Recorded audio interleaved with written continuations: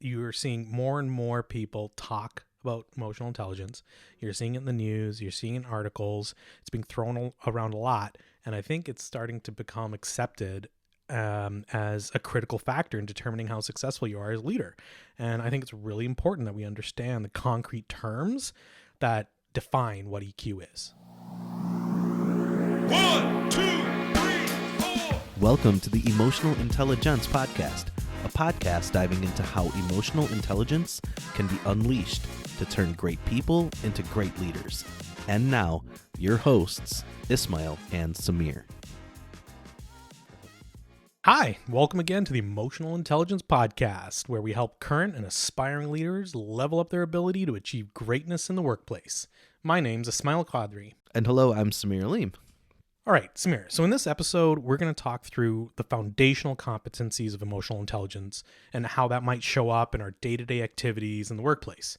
And before we go ahead and do that, one thing I really want to touch on right away is the interchangeable use of emotional intelligence, EI, and EQ. And at this point, we can just all assume that it's synonymous. So when we interchange those words, we're talking about emotional intelligence. Yep, that's right, Ismail. Sounds good. And yeah, I'm ready. Let's jump right in. All right, so Ismail, there are 4 widely accepted key competencies that are considered when discussing emotional intelligence. You referred to them earlier as the foundational competencies of emotional intelligence. So as we partake in what is now our inaugural podcast, believe it or not, on the topic of emotional intelligence, it's definitely worth taking the time to explain what each of these 4 foundational competencies are and how the application of each will really make you a much better leader. That's right. I think one thing that's important is that to understand emotional intelligence, it's not some arbitrary pie in the sky concept, or a lot of people think it's solely focused on your feelings. That's not really the case. Like, there is a large body of research which breaks down these components of EQ, and there's a lot of empirical data to back that up, and some of that we're going to share along the way. So one thing is, like, every day you're seeing more and more people talk about emotional intelligence. You're seeing it in the news, you're seeing it in articles. It's being thrown around a lot. And I think it's starting to become accepted as a critical factor in determining how successful you are as a leader. And I think it's really important that we understand the concrete terms that define what EQ is. Right, exactly. So when we look at EQ, we analyze 4 competencies, and the presence of these 4 competencies are essentially like the litmus test, if you will, to determine whether an individual has high emotional intelligence or not. And analyzing an individual through the lens of these 4 foundational EQ competencies can really help to identify, who has high EQ, but also who doesn't, and what are the areas of needed improvement for a leader. So I'm going to start now, Ismail, by just laying those out for everybody. So the first and widely accepted as the most important is self-awareness. Can I accurately identify my own emotions and tendencies as they happen? The second element of EQ is self-management. Can I manage my own emotions and behaviors to a positive outcome? The third element of emotional intelligence is social awareness. This one is also, really critical. It's similar to self-awareness. Can I accurately identify your emotions and tendencies as I interact with you or a group? So understanding the emotions and tendencies of other people. And then lastly is relationship management. Can I manage the interactions I have with others constructively and to a positive outcome? Yep. I think that is a really, really good summary of the competencies. And there's a lot to unpack there. So why don't we just go through systematically, go through each one and talk about how they might look in the real world. Yep, that sounds great. Let's do it. All right. So first up, you said self-awareness, right? And simply put, self-awareness is a leader's ability to process and understand how they're feeling in the moment. Yes, and a key element that you just referenced is in the moment, right? That's right. Yep, 100%. So, I mean, self-awareness isn't your ability to look at a situation in hindsight and decipher all the things that you could have done differently or why you felt a certain way. And honestly, I would argue that majority of folks out there, they can really easily look back and say, oh, I should have done things this way, or I should have said things that way, and easily map out how they got from point A to anger or to frustration, and why they could have handled it differently. And a lot of people can do that. Where the art form is, in my opinion, at the end of the day, a good indication that you're practicing good self-awareness is your ability to identify the feelings and emotions that you're going through as they happen. Right. And I think another point worth noting, Ismail, is the leader's emotional response often has to transcend their true feelings about a situation, right? It genuinely has to reach the most positive potential outcome. So here, I'll give you a quick example. So you get an escalation from a customer or an internal stakeholder for an issue that you'd already addressed with the team. You did a whole root cause analysis when this issue arose previously.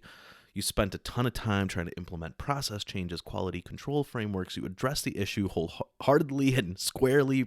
You had a new process in place. Everything was all good. But then the only issue was that when the time came to actually follow the new process, your team just didn't, right? And the issue was repeated. And now this customer is super upset. So the true knee-jerk sort of emotional reaction is frustration. It's annoyance. It's rage.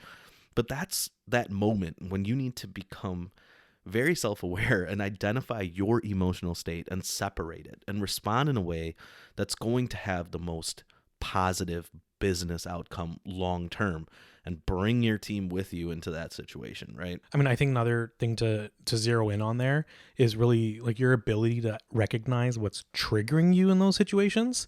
I mean, there's obviously different scenarios and everything, but really understanding like what was it about this scenario that triggered me, right? So let's take myself for example. No matter how diligent I am, there'll be a point where I'm gonna need to be really, really hyper aware of what I'm feeling because there's an intense emotion going on or something really, really negative. And it doesn't matter how good I am, I'm going to have to be able to identify it and use the other EQ skills that we're going to talk about here to kind of mitigate it, right? So, I mean, I know it sounds simple and it sounds really, really obvious, but I think there's a lot of calm that comes from self-talk and determining the things that really trigger you, especially if they're repetitive and common. And I'd say if you're looking for a quick hack for self-awareness, if you're in a situation where you're experiencing some intense emotions, why don't you try asking yourself some questions that an objective third party might ask you? Like, so an example would be, what exactly is the name of the emotion you're feeling? Or, so what about that particular situation specifically is causing you to feel that way? If you answer those questions, I think it helps a lot. Yeah, definitely. And so I'm thinking about that now and thinking about my situation. And I might jump to, God, I can't believe, they didn't listen to me, right? I'm their boss. They just ignored me. I would never ignore my boss, right? And I put myself kind of in that emotional state. But then if I ask myself, like you're recommending, like, why are you actually upset here? What's at stake, right? And you put things in a different perspective. And I think the answer is I'm getting upset that my team didn't listen to me. But is that really productive? I mean, does that get me closer to solving the problem, which is an upset customer, right? And I know I'm going to have to deal with my team later. I'm going to have to hold them accountable. But a key to self-awareness is identifying your emotions and tendencies as they happen and controlling them in the moment to lead to better outcomes. So for me, it has to be a bifurcation of what I'm feeling and why I'm feeling it, and then channeling my emotion toward solving the problem and making sure that I'm bringing my team with me when I'm solving that problem. For sure, right. And, if you can do that consistently, where you're regularly able to identify your emotional state and tendencies, you're going to have ample opportunity to respond appropriately. And appropriately is obviously like a vague term, but in that particular situation, to have the best possible outcome, right? One important thing doing this cultivates is it creates a lot of trust with your team. And ultimately that trust helps avoid a lot of extra work, because that kind of like, cleanup apology tour that ultimately ends up happening, you get to avoid that. And it's really just such an inefficient waste of time. Yeah, so you're talking about like if you have the wrong reaction, or if you actually let your true emotions take the center stage, it's going to lead to alienating your team and making them upset. So you're talking about that apology tour, right? It's a waste of time, because you're going to have to go do one-on-ones with people. You're going to have to address the team as a group. And that part is, you're right. It's frankly, a waste of time. Right. And you know what? Look, if you're able to filter and process the emotions that you're having by being just self-aware, you're just avoiding potential incidents that you're going to have to deal with, right? So it doesn't really, by not doing this, it doesn't achieve anything. And really, it's just so much easier to get ahead of it, practice these higher EQ skills, and practice properly responding in the first place. Yeah. And as we know in business, right, saving time saves money. So, we're going to get into this in future episodes, I'm sure, but how bringing EQ into the workplace is actually advantageous to the business overall, even from a profitability standpoint. For sure. And look, I know that we can spend hours talking about self-awareness, but why don't we go ahead and move on to the next competency, which in this case is self-management. Yes. And so just to quickly recap, self-awareness, it really is the golden ticket. And Ismail and I have both said this. You really can't get to the other three competencies of self-management, social awareness, and relationship management without mastering self-awareness. So this is the one that leaders really need to focus on right away to get the most bang for their buck on EQ. All right, so we've talked about being self-aware by identifying your emotions and tendencies as they unfold, right? Well, self-management, on the other hand, it's actually the act of managing your emotional response. So you have this emotional response, you're aware of it. It's like, what are you going to do with it now, right?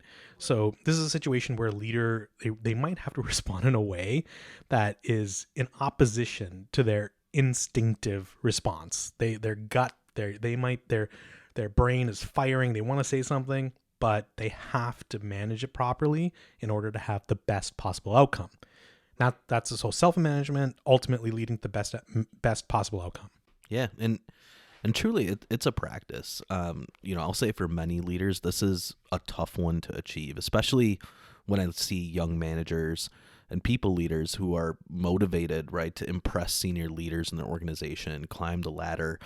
They often struggle with managing these competing interests of them trying to really impress, but also keep a team engaged. And so self-management of your emotions is such a critical piece of that. For sure. Like you see this all the time, right? Client pressure, internal pressures, stress, self-management in a vacuum. It sounds pretty straightforward. I'm upset and I'm angry, and now I'm just going to suppress that anger and we're going to work towards a practical solution, right? So you think that you're going to just do this step 1, 2, 3, and everything's going to be fine. But you know what? You have to do it in a way that doesn't leave your team alienated or frustrated or depressed. Yeah. And exactly. So you think you have this perfect formula for managing through a situation, but then the albatross, right, known as stress, it spreads its mighty wings. It completely overwhelms the situation. And stress, as you know, it can hinder even the most rational of minds. So that's one of the areas I think that people, that's where we have to kind of, and we'll touch on this in future podcasts, but just the stress management piece of how to manage stress to allow yourself to manage emotions. But so there's a word you used earlier, and I think it's really relevant here. And this is, it's a practice. So much like yoga or piano or whatever you want to reference here, self-management and as well as all these other skills, but self-management is something that can be learned. Yeah, it can be. And, I think it's important to note that it will come easier to some, right? People who are naturally less emotional will likely have a much easier time self-managing their emotions, whereas those who have big, fiery, emotional reactions will really, they'll need to work on this. This might be, of the 4 foundational skills of EQ, this might be the most difficult for those people with those big emotional reactions. But again, it's important to say, again, to be a leader who is trusted and not feared, right? Because that's the goal. And to find that sustainable rhythm with your team, self-management, it is a super crucial competency. Definitely. But I do want to be clear about something. So we are talking about the foundational competencies of emotional intelligence in leaders, but I really want to caveat this, and it is important to focus on here for a second, is that these competencies, they're not reserved for, quote unquote, just bosses. They're necessary even as a subordinate, as, individual contributor, if you will, and to really stand out against your peers and display management potential for, future success. These skills are just astronomical. Yep. Yeah, definitely. And, for me, one's ability to self-manage, it's probably, I would say, one of the top criteria that I look at when I'm evaluating future leaders in my org, right? It's so indicative of how they're going to interact with their teams, but also their customers. And in stress and pressure, as we mentioned, can turn someone who's beloved in the break room into a real problem child when attacked by customers or peers. So that self-management of your emotions, right? Being able to manage your emotions in the moment is so critical, and something that, every leader must develop in order to be successful from an EQ perspective. What do you say we jump into the next competency, which is social awareness? Definitely. Let's do it. It's one of my favorite topics. Hey, if you've enjoyed the show so far or found some helpful information, check the show notes where you can join our mailing list, get additional EQ tips and tricks, and also stay up to date on upcoming topics and events. So I love this one, social awareness. And to remind you guys, social awareness is our ability to identify emotions or tendencies in others, either an individual or a group of individuals that you may be interacting with. Okay, so I'm really curious now. Why is this your favorite one of the 4? Because I'm a nerd, Ismail, and I get really excited about social awareness. But no, for real though, I think it's because for me, social awareness is so gratifying. I love the feeling of meeting people in their domain. It's a challenge. I find it challenging. It's something that I welcome. I don't know if that does that make sense to you? Yeah, no, absolutely. Completely. I mean, I think of it as this way, like to really know and understand people, you need to understand how to interact with them and how to make sure you're operating in their comfort zone, right? So essentially it's this whole notion of understanding things from their perspective, and ideally, your ability to walk a mile in their shoes, so to speak. I know it's a cliche, but I think really that's what it's about. Exactly. And recognizing the fact that ultimately, your goal as a leader, it needs to be to make yourself comfortable in the other person's comfort zone. You mentioned it, Ismail, a second ago, right? In their comfort zone. It's not the other way around. And I think today, too many leaders are under this false impression that they need to be the ones to create the comfort zone for everyone and lead everyone to this joint comfort zone designed to uniformly meet each person's unique needs, right? So the leader thinks that they set the boundaries of where efficient communication happens and where accountability exists and the culture of the team. But I would argue that the calculus of defining the comfort zone is figuring out each person's comfort zone within your organization.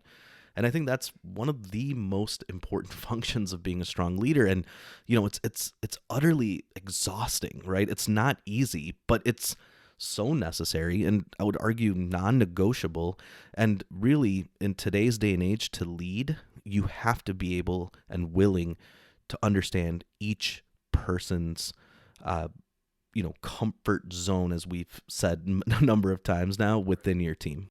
As you say that, I genuinely believe, I think this is one of the toughest things for struggling leaders to understand. Like there's no silver bullet here, but they need to recognize that, approach to leading in an emotionally intelligent way, it's got to be really thoughtful and calculated and very precise, rather than like, just broad strokes. Like kind of like you were talking about, you're thinking everyone has, it's not like this big kumbaya thing, right? You really need to, what resonates with one person may not resonate with the other, and you have to know that, and you got to be on your A game. And I think if it when a leader tries to create those boundaries, it gives this impression that everybody feels included, but that's often not the case. When you really kind of peel the onion and really look at each individual and talk to them, you'll find that your approach may not resonate with every single person on your team.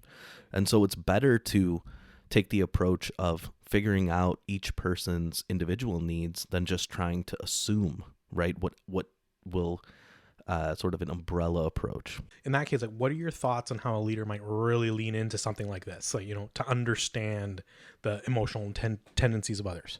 So I think there's definitely like a mixed bag of approaches, right? And for me, one of the things that I really try to do is notice things, pay attention. I'm constantly in an intake mode, right? I'm filing things away for future use. So I've always been a noticer, right? Even as a kid, I'd always notice, like, if my mom got a haircut or if she changed perfumes, I would comment about it. And I noticed that she would get really happy when I did. So it was wired in me as a kid to notice things. And when you notice things that people care about, it kind of shows that you care about them. So I apply that same logic at work all the time, right? I feel a sense of responsibility to notice and to care. And then I apply the information that I gather to situations as they arise, right? So I'm just thinking of this one situation. There was this woman on my team, really strong performer, super reliable, sociable individual. But anytime I would come to her and ask her a simple question about work, I saw her kind of tense up, right? She'd start fumbling around with her keyboard.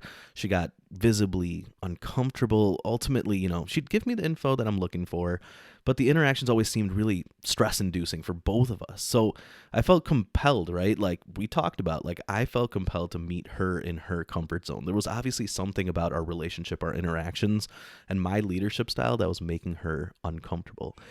So one day, after I got the information I needed from her after asking her a question, I saw a picture of her daughter on her desk.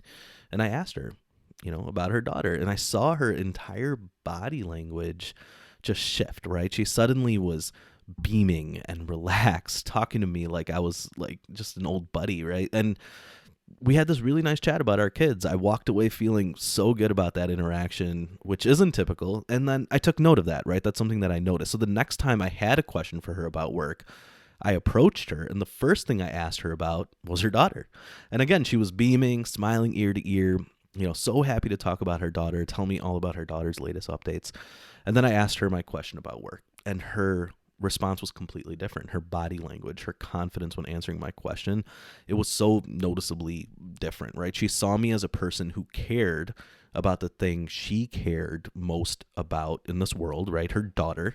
And it shifted our dynamic. It really just brought me into her comfort zone.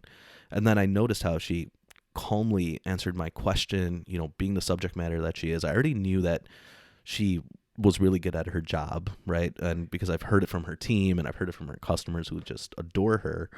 But I needed to display that level of social awareness, right? Identify her tendencies, identify her emotions. And myself, as the leader in the situation, had to be the one to pivot. I had to be the one to make her feel comfortable. That's an excellent example. And, these are really small, well thought out gestures or nuanced actions that you're taking, and they have an immense impact on the people you work with. Yeah, and Ismail, that's just one example, right? Honestly, there's so many different approaches to gaining that social awareness. As a leader, noticing is one approach that paid off for me, or paying attention, I would say. But for others, it may be a more direct approach, right? Where they simply ask others like how they best respond or what makes them feel comfortable. In the end, I think taking note of or proactively trying to understand the emotional tendencies of others, it's critical. It's a foundational part of EQ that we're talking about today. But again, it's something that takes a lot of work, right? And it's something that, you have to be committed to doing. All right. So I'm really Social awareness is critical, yeah, but I'm curious what you've been noticing about me. Listen, it's our first episode. I'm sure I'm going to have some stuff, but I'll just let you know. All right. I'll let you know off the air. Fair Let's enough. just keep it there. All right. So, in that case, why don't we dive into the last foundational competency of emotional intelligence? Let's do it. The last of our 4 foundational competencies of emotional intelligence is relationship management. So, simply said, relationship management asks, can I manage the interactions I have with others constructively and to a positive outcome? We've kind of mentioned that before. I was like all about these positive outcomes, right? So, and look, much like self-management ties into self-awareness and our ability to manage our emotions in the moment when it really matters, relationship management hinges on our ability to leverage social awareness and manage the relationships consistently over time, right? Again, with the goal of achieving the most desirable positive outcome. So, Ismail, again, I think it's always important to baseline the conversation. Like, is this a learned skill? Is this something that you can practice and get better at, the actual relationship management part of this? Without a doubt, yes. But I think it also forces us to look at interactions in a few different ways. So we have the initial interactions with an individual or group of individuals. Then we have the smaller, shorter interactions after that initial interaction. And then we might have the longer, deeper interactions with the same group or individuals. And really that success or the success of managing that relationship is how those interactions build upon one another. When we look at the term positive outcome, we're really talking about in this situation gaining buy-in, right? So the aggregate emotional response that's elicited through these various interactions that you referenced is really dictating our ability to gain trust as a leader, influence others, foster buy-in. I mean, these are extremely critical elements of being a strong leader. For sure, 100%. So, a common thread that we've seen across all of these foundational competencies here is, I think, consistent emotional behavior, like consistency in how well we self-manage and consistency in how we relationship manage. It's so critical on how your team perceives you as a leader, and ultimately, we'll say like the psychological safety they experience working in your organization. And look, I'm sure we're going to talk about psychological safety in another episode for sure. But in a nutshell, it's really a huge predictor of organizational success. And I think emotional consistency is the key driver for that. Yeah. And, so many times we prioritize or give great importance to that initial interaction, right? The old adage, leave a lasting first impression, or we've heard you only get one shot, to connect with people to make sure that first interaction is positive. But as a leader of an organization, the first impression may be even less critical than that daily, regular interaction you're having with people, is what I'm gathering from what you're saying. Right. So think about it. Throughout my years of leading people and teams, I found that I've never been defined by a single interaction, whether good or bad, or whether it was early in my career or now as a seasoned veteran in a leadership role, right? My success managing relationships, it's ultimately been defined by the sum of all my various interactions with the teams and peers. And it's like really the impression that I've left with them as they walk away from each of those interactions. And that's why I preach consistency, right? It's so critical that you're always connecting with people in a way that makes them feel whole and really makes them feel cared about and safe. I really couldn't agree with you more on this one. And that's, now you got me thinking about, my own career. And I think you're absolutely right. It's never been about that single interaction that people remember me by, or even when I look at or think back to the bosses that I've worked for, it's rarely been about that single interaction that's left a lasting impact, whether good or bad. It's really been that consistent response over time. And, we preach about consistency, but I've had leaders that were extremely inconsistent. And, one day they would be in a specific emotional state or mood, another day in another mood. And it was extremely tough to work for those leaders. So having that consistent emotional state while managing through relationships through the various interactions, it really is huge in making your team feel safe, or making, because I've kind of been through that, so I can really attest to that and how critical it is. Yeah. So relationship management dictates in large part how you're perceived by others. And those who display this core competency of emotional intelligence, like effectively, those who do it well over time, they really stand out in big ways. Yeah, no, I hear that, and absolutely, I agree. And so, I'm looking down at the time, and I think we've done a really solid job introducing these 4 foundational concepts today. Safe to say, this won't be the last podcast we'll have about these 4 competencies that make up emotional intelligence, right? Self-awareness, self-management, social awareness, and relationship management. Without a doubt, the Emotional Intelli-Gents podcast will be diving much deeper into these 4 foundational competencies of EQ in future episodes. We're going to have episodes that are dedicated to each of these topics, and episodes where we'll discuss topics that tie directly or indirectly to these 4 competencies. So without question, this was a very significant topic for us, and we deeply appreciate all of you guys joining us today. Yeah, thank you so much for listening. This show really wouldn't be possible without you.